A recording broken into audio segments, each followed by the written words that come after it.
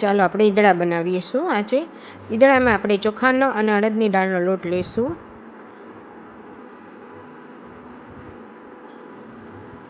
ત્રણ 4 ચમચા મેં લઈ લીધા છે અને તેમાં આપણે છાશ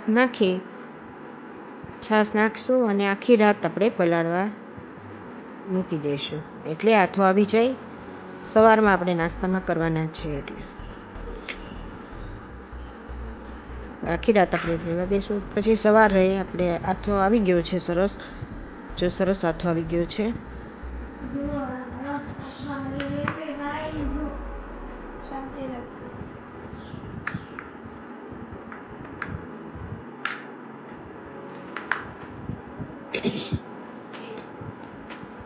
તેમાં મીઠું નાખશું આપણે.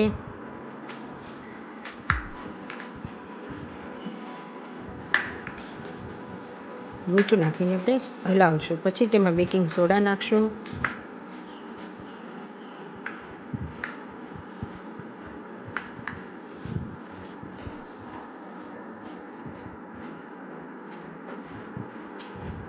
થોડુંક આપણે તેલ નાખશું.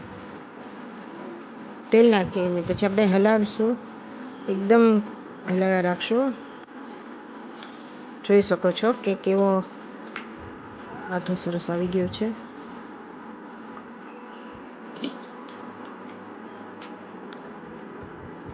હવે આપણે એમાં થાળીમાં તેલ લગાડી દીધું છે અને હવે ઈદડાનું આપણે ખીરું પાથરી દઈશું.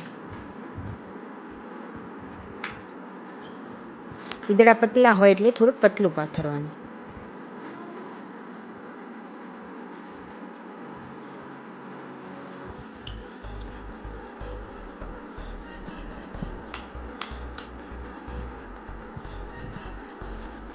તેમાં મરીનો ભૂકો આપણે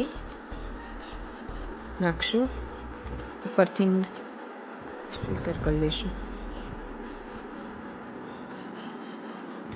હવે તેને 15-20 મિનિટ જેવું માટે આપણે એને કૂક થવા દઈશું, સ્ટીમ થવા દઈશું. સ્ટીમ થઈ જાય એટલે આપણે હવે ચેક કરીએ. સ્ટીમ થઈ ગયા છે, જોઈ લઈશું કે સ્ટીમ થયા છે કે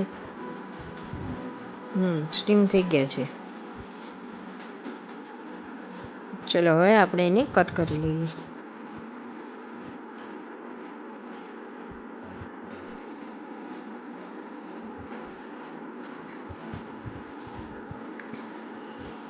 જો એકદમ સરસ રૂ જેવા થઈ ગયા છે. અને હવે એક પેનમાં આપણે તેલ નાખીશું. તેલ ગરમ થઈ જાય એટલે તેમાં આપણે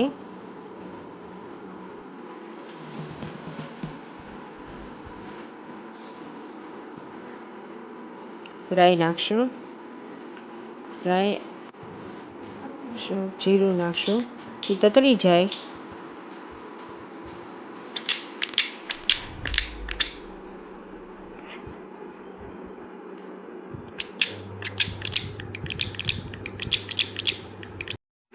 વઘાર સરસ થઈ ગયો છે. હવે તેમાં આપણે ઈદડામાં આપણે વઘાર રેડી દઈશું.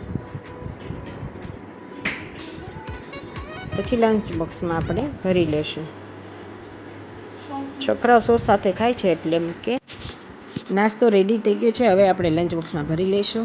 તમે તમારા છોકરાઓને શું નાસ્તામાં આપ્યું છે તે કોમેન્ટ કરીને જણાવજો. Thank you.